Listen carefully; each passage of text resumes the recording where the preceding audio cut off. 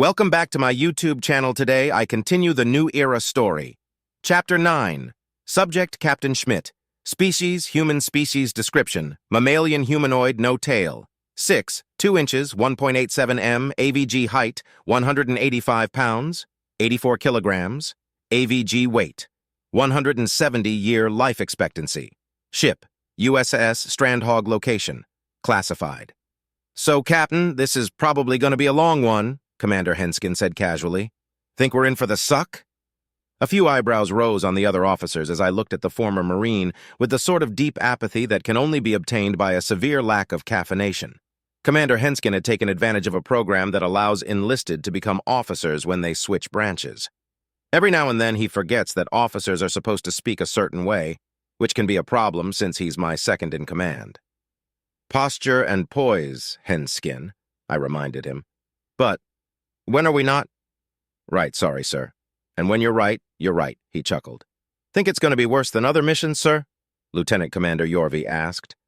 The Alomare navigator absent-mindedly cleaned her carapace, betraying her nervousness. Actually, come to think of it, is an Alomare exoskeleton considered a carapace? I'll have to look that up later. Well, this mission's going to be taking us into uncharted territory, I said as casually as possible. Literally. The thing about uncharted territory is that it is full of possibilities. So, this could be the best mission we'll ever go on. Or the worst? Correct. I see. Don't worry about it, Yorvi, Henskin intervened. All we've got to do is try our best. Which is what we do by default, no, I asked with a chuckle before looking around the room. Where'd they put the coffee pot on this tug? In the mess, sir, Lieutenant Bond answered. I looked at the gaunt weapons expert with a betrayed expression. Why's it in the mess? That's where coffee goes, sir. Negative, Lieutenant. Coffee goes in my cup and my cup goes with me.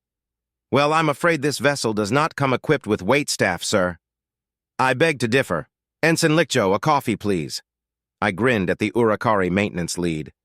Yes, sir. Any additives? He asked. 2 cubes of sugar and 1 cube of vanilla creamer. Thank you. Lickjo nodded, seemingly happy to be given the task, and hastily left the bridge. I'll admit that I had my doubts when I was told that there would be members of the Republic along for the ride, but the ones I've met seem amicable. Wasn't happy about the surprise meeting with the spider people, though. Damn glad I've got experience with the Alomari, or I'd have shit myself. This ship's weird, Henskin muttered. What do you mean? Bon asked. Everything about it is classified, right? Pretty much, I replied. Then why are the aliens from the Republic on board? No offense, guys. Some of the sensor techs were from various Republic species, and waved passively to indicate that no offense was taken. Well, aren't we allied with the Republic? Why wouldn't they be here? Bon asked. Well, we're also allied with some other aliens, right? They're not here, Henskin countered. I can't say that I know the exact reasons behind it, but I'm able to mentally make it make sense, I said. The Republic is the closest thing we have to a near peer in the whole galaxy thus far. As such, the U.S. needs to know if it can trust the Republic. A spy ship is a perfect way to determine whether that trust can exist. If the Republic has a ship like this in a few years, we know for certain they can't be trusted. Why is a spy ship perfect? Henskin asked with a confused expression. We don't want them to have this kind of tech, do we? A spy ship's design is pretty signature. If you change too much of what you're copying from, it's not going to work right, I replied, rubbing my temples. So if the Republic releases a new ship based on this design, it's going to be obvious where their inspiration came from. Plus, this ship doesn't have much in the way of weapons, armor, or shields. So even if they copy it bow to stern and deck to keel, they aren't going to see many improvements over their current versions of those technologies. If it helps dissuade your concerns, there was a loyalty test when we were chosen for this assignment, an Isolen sensor tech added. Shortly after we received our orders, we were approached by shady individuals offering tons of money to spy on you and steal technical schematics. Turns out, those guys were working for the government and were weeding out undesirables. The other Republic sensor technicians nodded in agreement. That sounds like something Omega would pull, I chuckled. I didn't have to, the AI said from my seat speaker. The Republic thought of it all on their own.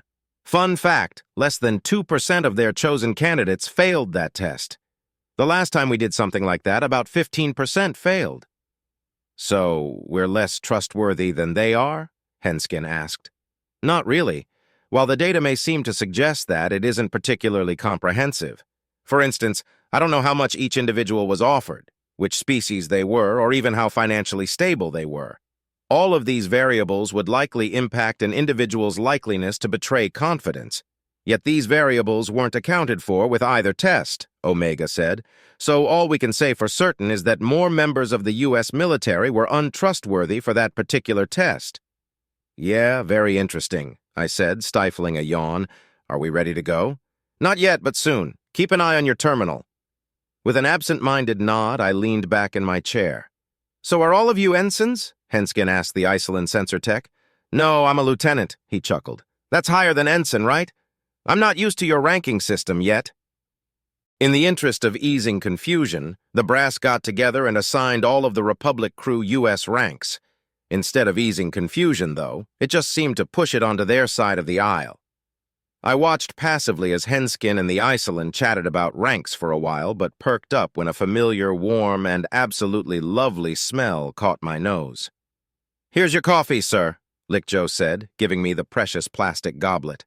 Thanks, I said, and immediately sipped the elixir. A rush of warmth slid down my throat and my brain almost immediately woke up. I nodded at Lickjo, who returned to his station. After another few gulps of coffee, I felt reinvigorated. To say I'm addicted to caffeine is an understatement. If it weren't for my need to sleep, I would be caffeinated at all hours. I find it hard to think without it. Of course, this addiction wasn't a new thing. It's been carefully cultivated over a long and arduous career as a scout. I've had to replace many nights of sleep with coffee to get my job done. You know, sir, they've got energy drinks that you can stow in your chair fridge, Henskin pointed out. Not as good as coffee. I shook my head dismissively. If I drank energy drinks, I'd overdo it. Being over-caffeinated is just as bad as being under-caffeinated, maybe even worse. The trick is to find a perfect balance and maintain it. Plus, I like my drinks warm, and energy drinks taste disgusting when they're not cold. Well, they aren't going to let you bring the coffee pot in here. Don't need them to let me, I'm a stealth specialist, I grinned. My antics were rewarded with a few chuckles from the bridge crew. So have you all served together before? Ensign Lickjo asked. Yes, I replied. Henskin's been my second-in-command for a couple years now, and Yorvi joined us about, 6 months ago? 8 months, sir, Yorvi corrected me. I'm the new one, Bon added. I'd barely got my stuff aboard the USSS Defiant before they reassigned us, and unlike our last ship, this one has barely any weaponry. I suspect I'm going to be scratching my haunches for most of the mission. You would be anyway, Henskin laughed. The whole point of a scout is to avoid contact with the enemy while observing them. On most ships, your job is integral, but on scout ships, you're a just-in-case measure. Yeah, the Gaunt sighed. Most U.S. ships that I've seen can take one hell of a beating and dish it out, too. But you said this one has less shields and such, the Iceland sensor tech from earlier asked. Yes, I answered. You'll find that the United Systems has an all-in mentality when it comes to our ships. As such, since this ship is for scouting, it isn't equipped for a fight.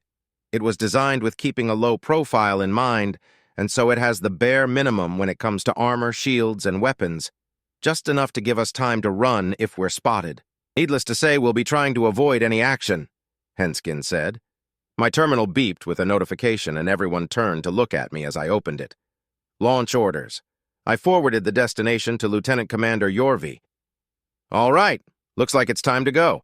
Prepare the FTLD and the buoys. When you're ready, I nodded at the Alumari. Yes, sir, she said. Fleet comm synchronized. Jumping in 3, 2, 1.